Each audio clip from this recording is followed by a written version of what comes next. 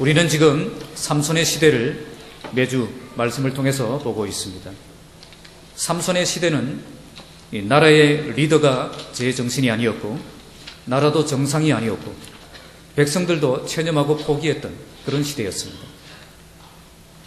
오늘 이 시대처럼 그 시대는 모두가 절망하고, 모두가 포기하고, 모두가 안 된다고 물러났던 그런 시대였습니다. 이런 시대에 하나님의 백성은 어떤 삶을 살아야 되겠습니까? 제가 남천교회에 있을 때 앙골라에서 사역하시는 정명석 선교사님과 만날 수 있는 기회가 있었습니다. 너무나 엄청난 사역을 하고 계시고 뜨거운 열정도 가지고 계신 분이라 제가 그때 당시 담당하고 있던 대학부 수련회 강사로도 모셨던 적이 있습니다. 앙골라 땅은 30년이 넘도록 내전 가운데 있는 땅이라 사역하는 선교사는 오직 정명석 선교사님 한 분밖에 없습니다. 그런 곳에서 교회를 세워서 지금은 650명으로 성장해 있고, 정부의 지원 아래 이 초등학교를 세워서 약 5,000명의 아이들을 그렇게 교육하고 있습니다. 미국과 포르투갈 정부로부터 억대의 지원금을 매년 이렇게 받아서 고아원도 운영하고 있습니다. 또 신학교 사역을 하여서 공동체에서 양육한 이 전도사 3명을 통해서 이 3명을 또 내륙 지역까지 파송해서 개척하여 50명에서 70명의 교회로 이렇게 성장하고 있다는 것입니다. 계속하여 앙골라 내륙과 이렇게 아프리카 포르투갈권에 있는 나라들의 이 선교사를 파송하여서 교회 개척, 학교 사역, 공동체 사역을 이렇게 계속 확장해 나가는 그런 비전을 가지고 계십니다. 제가 아주 간략하게 말씀드렸는데 한번 국내에 오실 기회가 있으면 저희 교회에서도 한번 초청해서 한번 선교 사역에 대한 보고를 들었으면 좋겠다는 생각을 합니다. 그분의 사역 보고를 들으시면 아마 더 놀라게 될 것입니다. 그런데 이렇게 엄청난 사역을 지금 감당하고 계신 그분이 이 선교사로 나가기 전에 훈련을 받을 때는 어떤 모습이었는가?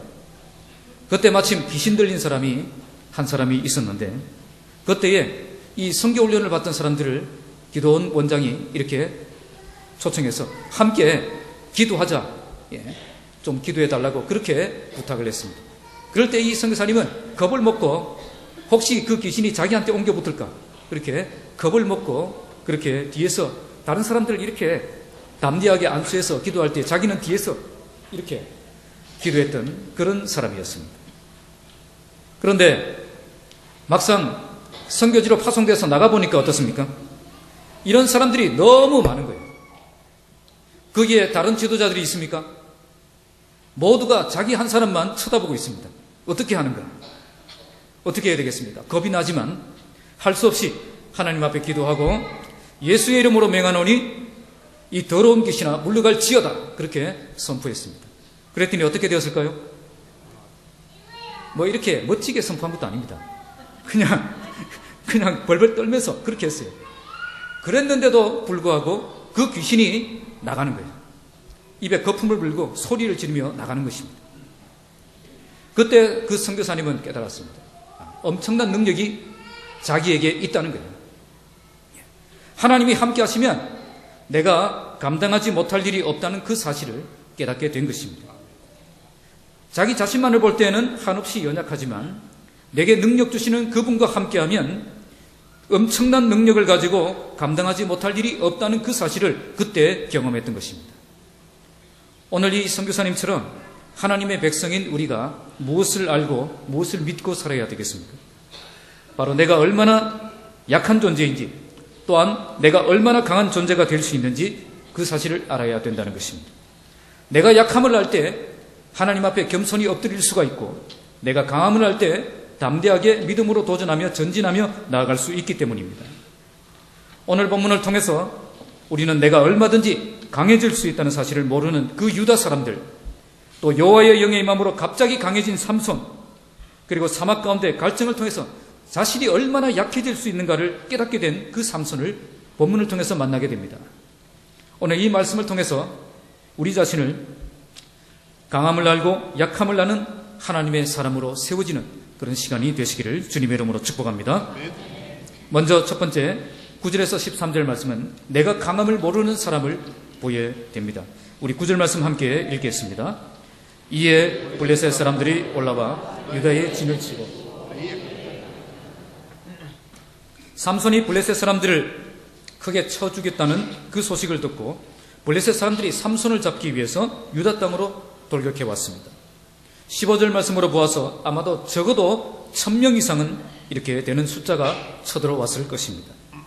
한 명 잡기 위해서 이렇게 많은 군대가 동원되었다는 것은 이 삼손이라는 존재가 어떤 존재였는가 그들에게 잘 보여주고 있는 것입니다. 그들이 이처럼 삼손을 두려워했던 이유가 어디에 있었습니까? 바로 그에게 하나님이 주신 능력이 있었기 때문입니다. 삼손과 같은 사람도 하나님의 능력을 입으니 세상이 두려워하는 그런 사람이 된 것입니다. 세상이 두려워하는 하나님의 사람이 되기 위해 우리에게 필요한 것은 하나님의 능력입니다. 당시 이스라엘은 유다 지파가 가장 강한 지파였습니다. 하지만 그들이 유다 지파는 별로 두려워하지 않았습니다. 반면에 제일 약했던 지파가 단 지파였습니다. 그런데 그 단 지파의 출신 삼손 그 한 사람 때문에 이처럼 큰 군대를 이끌고 쳐들어온 것입니다. 세상이 두려워하는 사람은 세상의 권세를 가진 사람이 아니라 하나님의 능력을 가진 사람이라는 것을 알 수가 있는 것입니다. 10절 말씀 함께 읽겠습니다. 유다 사람들이 이르되 너희가 어찌하여 올라와서 우리를 치느냐? 그들이 대답하되 우리가 올라온 것은 삼손을 결박하여 그가 우리에게 행한 대로 그에게 행하려 함이로다 하는지라. 블레셋 사람들이 갑자기 쳐들어오자 당황한 것은 유다 사람들이었습니다. 그들은 그들의 갑작스러운 침입에 대해서 항의를 합니다. 너희가 어찌하여 올라와서 우리를 치느냐? 그들의 침입 행위가 부당하다는 것입니다. 왜 부당하다고 생각했습니까? 지금까지 자신들은 블레셋의 그 지배 아래서 블레셋을 잘 섬기고 있었는데 뭐가 큰 문제를 일으킨 적도 없고 어떤 잘못을 저지른 적도 없는데 왜 갑자기 침입하느냐는 거죠. 유다 지파가 어떤 지파죠? 사사기 1장 18절에 보면 가사와 아스글론과 에그론 및 그 지역을 점령했다라고 말씀합니다. 이 지역은 블레셋 사람들이 살고 있는 지역입니다. 그러니까 사사기 초기만 해도 유다 지파들은 블레셋 땅을 정복하고 블레셋을 이겨냈던 그런 지파였던 것입니다. 그런데 그랬던 그 유다 지파가 지금은 이렇게 비굴한 모습을 보이고 있는 것입니다. 그들은 하나님을 떠난 사람들의 전형적인 모습을 보여주고 있습니다. 능력이 없으니 겁을 먹고 대적들의 눈치만 보고 쩔쩔매는 그런 모습을 보여주고 있는 것입니다. 이것은 지금 이 시대가 얼마나 어두운 시대였는가를 잘 보여주는 것입니다. 어두운 시대란 하나님의 백성이 하나님의 능력을 잃어버린 시대입니다. 11절 말씀 함께 읽겠습니다. 유다 사람 3,000명이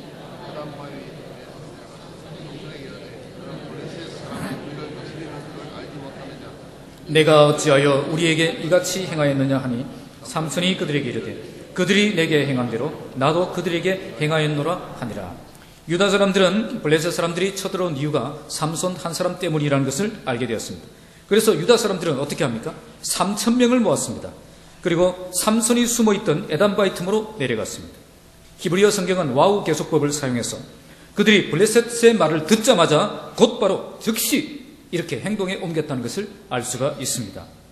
삼손 한 사람 잡는 일이라면 수고스럽게 너희들이 할 필요가 없다는 겁니다.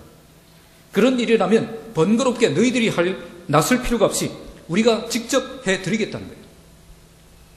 이런 모습은 그들이 얼마나 블레셋의 노예가 되어서 비굴한 모습으로 살아가고 있는가를 잘 보여주는 것입니다. 그들이 지금 모은 사람이 몇 명이죠? 3,000명입니다. 이 정도면 블레셋 1,000명의 군대와 한번 싸울 수 있는 그런 숫자가 아닙니까?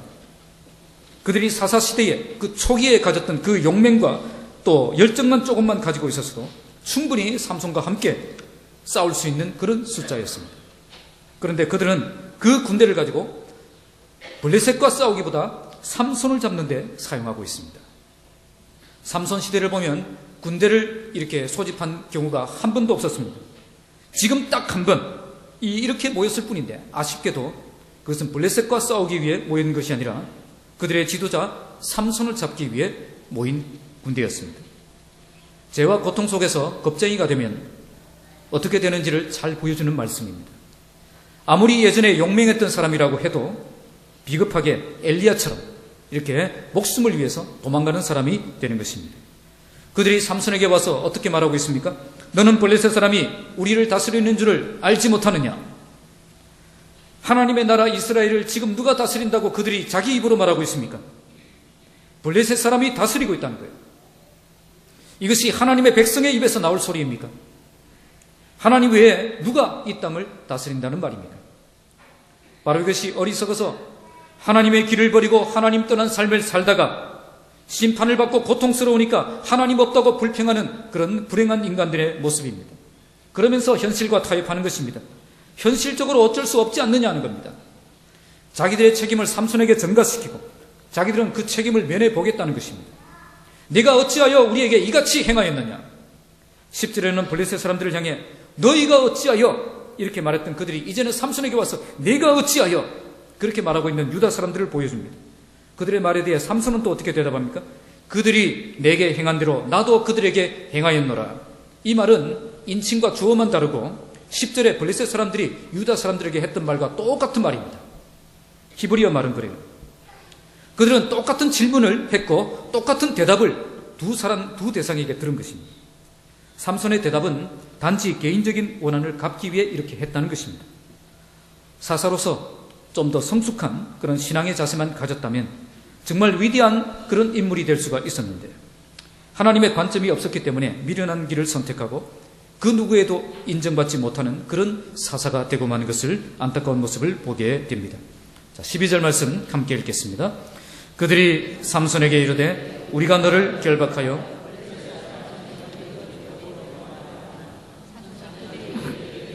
너희가 나를 치지 아니하겠다고 내게 맹세하라 하매 그 말을 들은 유다 사람들은 삼손을 결박하여 블레셋 사람의 손에 넘겨주려 왔다고 말합니다. 하나님 나라의 일에 대한 그 개념은 삼손뿐 아니라 유다 사람들에게도 전혀 없었다는 것을 알 수가 있습니다. 그들에게는 하나님의 백성이라는 그 명예도 자존심도 없고 오직 생존에만 급급해하는 그런 모습을 볼 수가 있습니다. 그들은 삼손과 함께 이 문제를 해결하기보다 삼손을 제거함으로 문제를 덮으려고 했습니다. 계속 블레셋 사람들의 압제를 받더라도 지금 당장 눈앞에 전쟁이 없었으면 좋겠다 하는 그 생각밖에 없는 것입니다. 진정한 평화를 위해서 지금 잠깐의 그 전쟁을, 싸움을 못 참아내는 그런 어리석은 모습을 볼 수가 있습니다. 지난 40년 동안 단 한 번도 블레셋을 향하여 저항다운 저항 한 번 못 해봤던 이스라엘입니다. 이제야 겨우 처음으로 강적이 나타났는데 그걸 자기 손으로 직접 제거해 주겠다는 그 말을 하고 있는 거예요. 남이야 어찌되었든 나만 살면 된다는 그런 사고방식을 이 백성들 가운데 볼 수가 있습니다. 그리고 내가 살기 위해 세상과 타협하고 해서는 안 될 짓을 하고 있는 것입니다. 그것도 아주 떳떳하고 정당하게 주장을 하고 있습니다. 왜 그들이 지금 이렇게 하고 있을까요? 바로 삼손이 그 하나님이 보내신 그 구원자임을 그가 알지 못했기 때문입니다. 그래서 삼손을 중심으로 이렇게 굳게 뭉쳤더라면 충분히 블레셋을 이기고 승리할 수 있었을 그 싸움을 시작조차 못하고 있었던 것입니다. 삼손은 그들에게 이렇게 말합니다. 너희가 나를 치지 아니하겠다고 내게 맹세하라. 이런 말을 한 이유는 그가 죽음이 두려워서 했던 말이 아니라 그들과 싸우고 싶지 않아서 했던 말입니다. 싸우게 되면 당연히 어떤 일이 일어납니까? 자기 동족, 자기 민족, 자기 백성을 처참하게 살육을 할 가능성이 높기 때문입니다. 지도자가 힘들 때가 바로 이때가 아닌가 생각됩니다. 추종자들의 지지와 신뢰를 받지 못하고 동족들로 배신을 당하는 그 삼손의 그 안타까운 그 심정을 우리가 볼 수가 있습니다. 하지만 이렇게 행동하는 그들을 탓하지 않고 오히려 여유를 부리는 삼손의 성숙한 모습도 함께 볼 수가 있습니다. 자, 13절 함께 읽겠습니다. 그들이 삼손에게 말하여 이르되 아니라 우리가 다만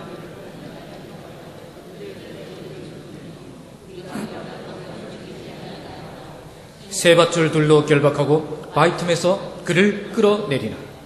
삼손의 말을 들은 유다 사람들은 절대 자기들이 직접 너를 죽이지 않겠다.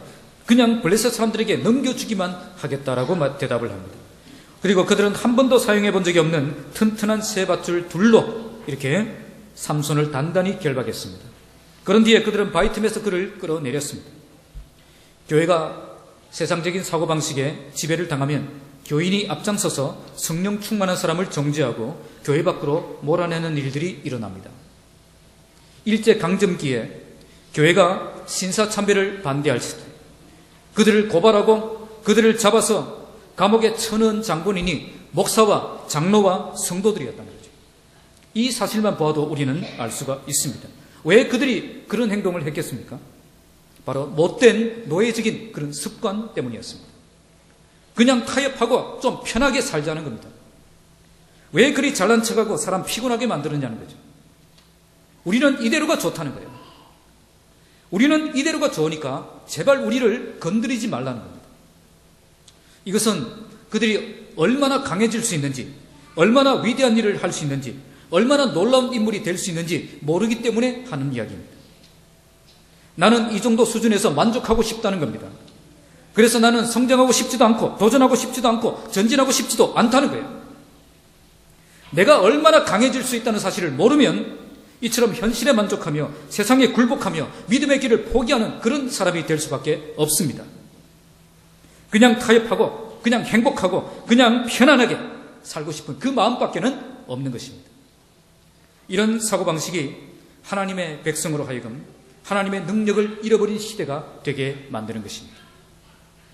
오늘 우리는 내가 하나님과 함께하면 내가 얼마나 강해질 수 있는 사람인가를 분명히 알고 살아야 됩니다. 내게 능력 주시는 자 안에서 모든 것을 할 수 있는 사람이라는 것을 믿고 살아야 됩니다. 나는 한없이 연약한 존재이지만 전능하신 하나님이 나와 함께 하시면 엄청난 일들이 나를 통해 일어날 수 있다는 사실을 믿고 사시기 바랍니다. 하나님이 함께 하시면 저들은 나의 밥이라고 고백했던 그 갈렙, 이 산지를 내게 달라고 고백했던 그 갈렙처럼 믿음의 눈을 떠서 전능하신 그 하나님을 바라보고 하나님과 함께 나아가서 내가 얼마나 강해질 수 있는가를 경험하며 살아가는 그런 믿음의 용사들이 다 되시기를 주님의 이름으로 축복합니다. 14절에서 17절 말씀은 내가 강함을 아는 자에 대해서 말씀을 하고 있습니다. 자, 14절 함께 읽겠습니다. 삼손이 레이에 이르매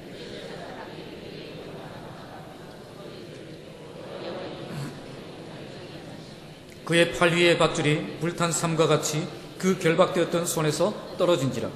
이제 삼손이 레이에서 삼손이 체포되어서 레이라는 곳에 이르게 되었습니다. 이 레이라는 이 말의 뜻은 특별하는 뜻입니다. 이 삼손이 잡혀오는 그 모습을 보고 블레셋 사람들은 그에게로 마주 나가면서 소리를 질렀습니다. 그들은 삼손의 그 기선을 제압하기 위해서 일제히 함성을, 승리의 함성을 질렀던 것입니다. 이제 넌 죽었다는 겁니다. 그러나 그들의 이 함성이 불과 몇 분도 못 되어서 죽음의 비명이 될 줄은 그들 중에 아무도 아는 사람이 없었습니다. 바로 이것이 악인의 기쁨이며 악인의 자랑입니다. 결국 사라지고 말 어리석은 기쁨과 자랑과 영광입니다. 믿음의 사람들은 이런 모습 앞에서 절대 주눅들어서는 안 될 것입니다. 이때 여호와의 영이 갑자기 삼손에게 임했습니다. 이번이 총 4번 중에 3번째 임한 여호와의 영이 임한 사건입니다. 여호와의 영이 임하니까 삼손이 어떻게 변했습니까? 밧줄이 불탄 삼과 같이 그의 손에서 그 결박되었던 손에서 떨어진지라. 히브리어 원문은 녹아내렸다는 뜻입니다.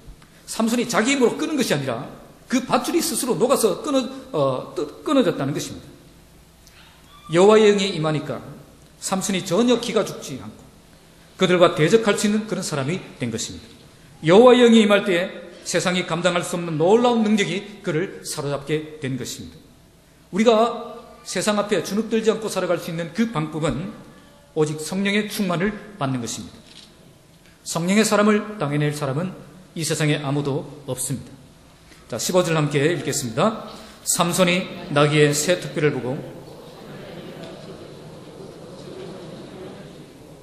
그런데 이때 갑자기 삼손이 나귀의 새 특별을 보고 그것을 집어듭니다.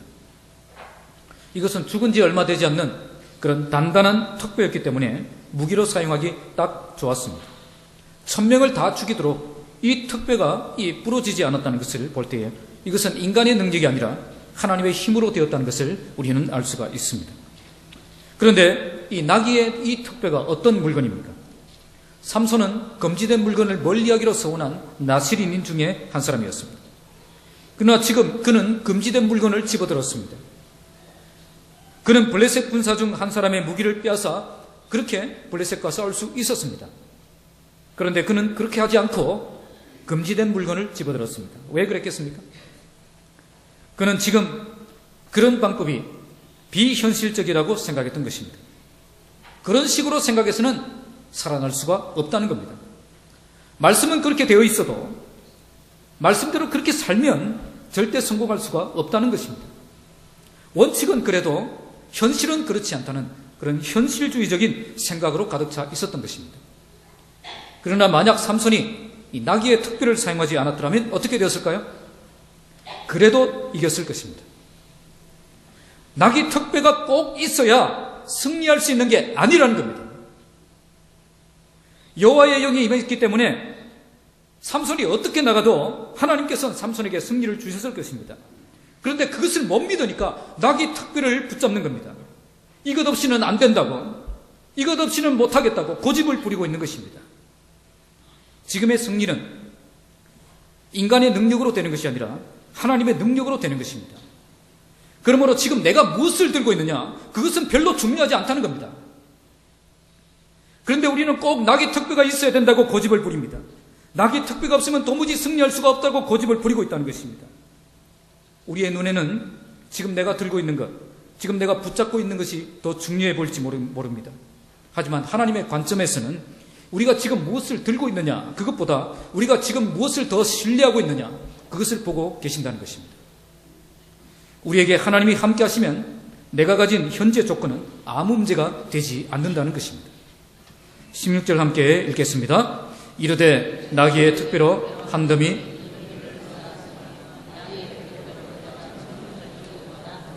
삼손은 승리한 뒤에 나귀의 특배로 한 더미 두 더미를 쌓았으며 나귀의 특배로 내가 1000명을 죽였도다 라고 고백합니다. 한 더미 두 더미를 쌓았다는 말은 수없이 많은 더미를 쌓았다는 히브리어 관용적인 표현입니다. 이건 역시 14장에 나오는 그 수수께끼처럼 시적인 표현을 쓴 것입니다. 삼손에게 문학적인 감각이 아주 뛰어났음을 잘 보여줍니다. 여기에 강조된 것은 내가라는 주어입니다. 내가 1000명을 죽였도다. 하나님의 도우심에 대해서는 한마디 언급도 없고 오히려 자기가 이 모든 것을 했다라고 자랑하고 있습니다. 여기서 우리는 삼손의 교만한 영웅주의적인 태도를 볼 수가 있습니다.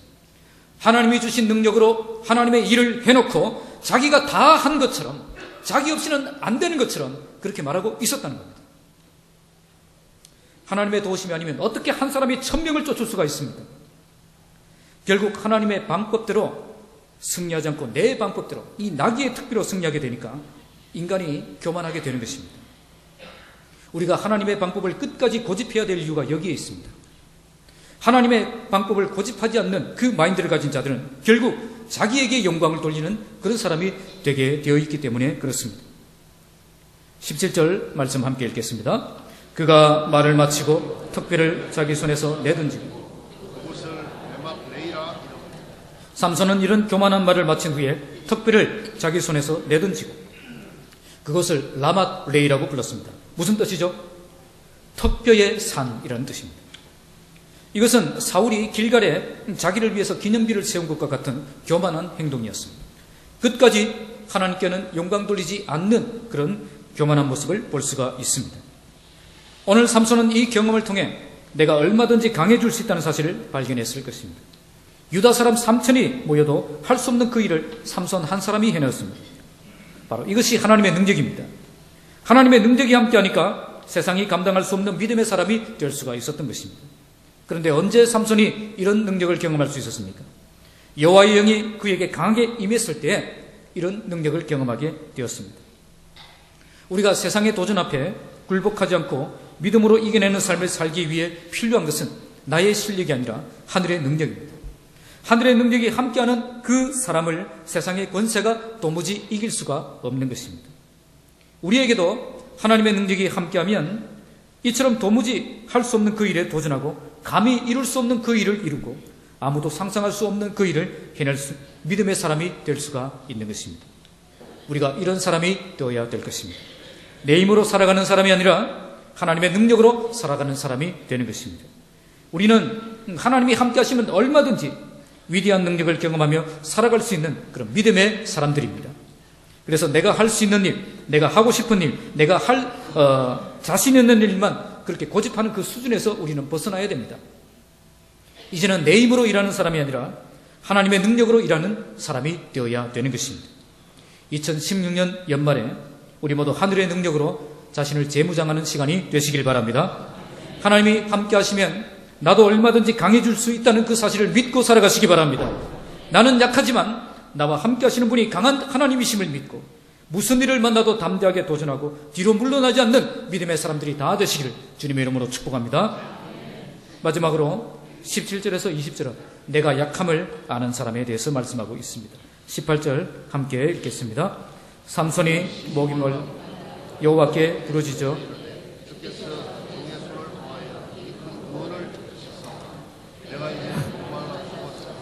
할례받지 못한 자들의 손에 떨어지겠나이다. 삼손이 심히 목이 말라. 히브리어 원문은 와우 계속법이 계속되고 있습니다. 삼손이 교만한 말을 마치자마자 심한 갈증을 느꼈다는 것입니다.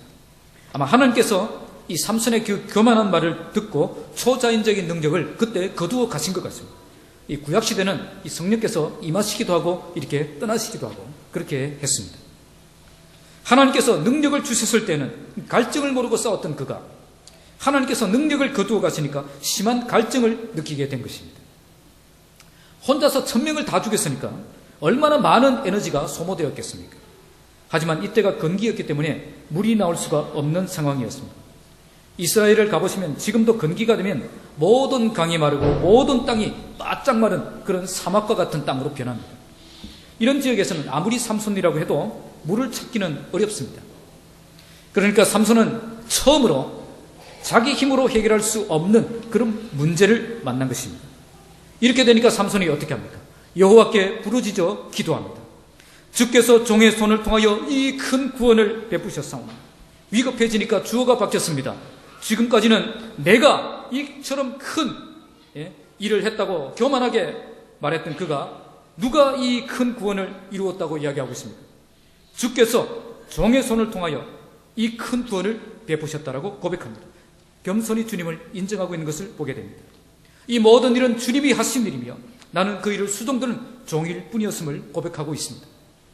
삼손은 이제야 주어가 나에서 주님으로 바뀐 사람이 된 것입니다. 인간은 내 힘으로 해결할 수 없는 문제를 만날 때 그제야 겸손해집니다. 그제야 하나님을 인정하게 되고 하나님 앞에 엎드리게 되는 것입니다. 성경을 보면 지금까지 삼손은 한 번도 하나님의 이름을 부른 적이 없습니다. 뿐만 아니라 그는 하나님께 기도한 것도 이번이 처음이었습니다. 하나님의 일을 하면서도 이처럼 하나님과 친밀함이 없었던 것입니다. 그러니 승리의 순간에는 자만하고 필요한 때만 하나님을 찾는 그런 인간이 되는 것입니다.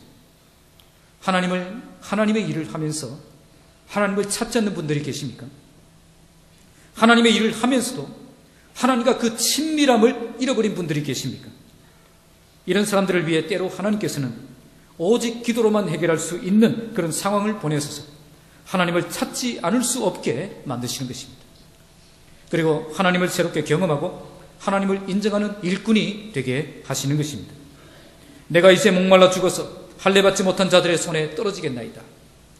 내가 이렇게 큰 일을 한 사람인데 이처럼 어이없이 죽는다면 하나님께 영광이 되겠습니까? 그런 이야기죠. 사실 삼손은 이런 말 할 자격이 없는 사람입니다. 부모가 할례받지 못한 여자랑 결혼 반대할 때는 당당하게 거역하더니 위급해지니까 하나님의 영광에 호소하기 위해서 이런 표현을 쓰고 있는 그런 모습을 볼 수가 있습니다. 19절 함께 읽겠습니다. 하나님이 레이에서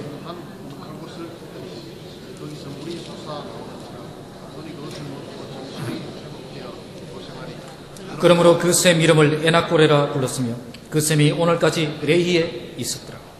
하나님이 레이에서 한 우묵한 곳을 터뜨리시니 거기서 물이 솟아나온지라. 하나님께서는 그런 삼손이 한 기도라도 응답해 주신 것을 볼 수가 있습니다. 한 우묵한 곳, 문자적으로는 턱뼈 안에 있는 곳이라는 뜻입니다. 그래서 어떤 학자들은 이 나귀 턱뼈에서 물이 나왔다고 해석하기도 합니다. 그런데 턱뼈에서 난 물은 금방 없어졌을 텐데 본문을 보시면 이 샘이 될 정도로 물이 많이 나왔다는 것을 알 수가 있습니다. 삼손은 그 물을 마시고 정신이 회복되어서 소생되었고 그 샘 이름을 엔학고레라고 불렀습니다.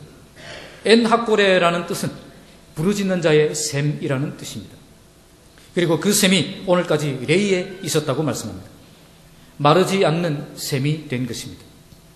부르짖는 자의 샘, 이것은 나보다 능력 많으신 이를 기억할 수 있는 곳입니다. 내가 하나님께 부르짖었더니 하나님께서 내게 응답해 주셨다는 것입니다. 내가 도저히 극복할 수 없는 그 문제를 만났을 때 하나님께 부르짖었더니 하나님께서 응답해 주시는 것을 경험했던 그곳이라는 거죠. 바로 기도 응답의 기적을 경험한 곳입니다. 삼손은 하나님의 은혜를 잊지 않고 기억하기 위해서 그곳의 이름을 지었습니다. 성경은 이처럼 하나님의 이름을 기억하기 위해서 이름을 바꾸어 사용하는 것을 많이 보여줍니다. 야곱은 하나님을 만난 그곳을 기억하기 위해서 그곳 이름을 베델이라 지었고, 사무엘도 하나님의 도우심을 경험해서 여기까지 하나님이 도우셨다라고 해서 에벤에셀이라고 지었습니다. 사실 그곳은 라맛 레이, 특배의 산으로 끝날 수 있는 그런 곳이었습니다. 삼손의 인간적인 업적만 높이는 교만했던 그곳이 이제는 에나골에 부르짖는 자의 샘으로 이름을 바꾸신 것입니다. 교만한 삼손에게 연약함을 가르치죠. 전능하신 하나님을 의지하는 법을 배우게 하셨던 것입니다. 여기서 한 가지 더 생각해야 될 부분이 있습니다. 그것은 삼손이 그 물을 마시고 정신이 회복되어 소생되었다는 것입니다. 여기에 정신이라는 그 히브리어 단어는 영혼이라는 뜻입니다. 삼손의 영혼이 회복되어 소생되었다는 것입니다. 그의 영혼이 살아나니까 하나님의 이름을 높여드리는 것을 볼 수가 있습니다. 사실 삼손은 이 몸의 갈증보다 영적인 갈증을 먼저 해결해야 했던 사람이었습니다. 너무 많은 능력을 가졌기 때문에 하나님이 필요 없는 사람이었고, 하나님의 일을 하면서도 하나님과의 그 깊은 관계성을 잃어버린 사람이었기 때문입니다. 육신적인 갈증은 쉽게 느껴도 영적인 갈증은 도무지 느끼지 못하는 그런 사람이었던 것입니다. 오늘 이런 갈증이 우리에게도 회복되기를 바랍니다. 우리의 영혼의 생수가 넘쳐나야 정신이 회복되고 영혼이 살아나는 것입니다. 우리도 하나님께 부르짖어 생수가 터지고 영적 갈증을 회복하는 그런 경험을 해야 되지 않겠습니까? 그때 우리의 정신이 회복되고 우리의 영혼이 소생되는 그런 역사가 일어나게 되는 것입니다. 그러기 위해서 우리가 좀 더 간절해져야 됩니다. 좀 더 뜨거워져야 됩니다. 은혜를 사모하는 그 분위기가 형성되어야 된다는 것입니다. 단지 얕은 물가에서 찰싹거리는 그 파도에만 만족하는 그런 수준이 아니라 깊은 곳으로 들어가서 영혼의 깊은 만족을 누리며 하나님과의 깊은 만남을 경험하는 그런 놀라운 예배, 놀라운 찬양, 놀라운 기도, 놀라운 목장, 이런 만남을 우리가 가져야 되는 것입니다. 20절 말씀 함께 읽겠습니다. 블레셋 사람의 때에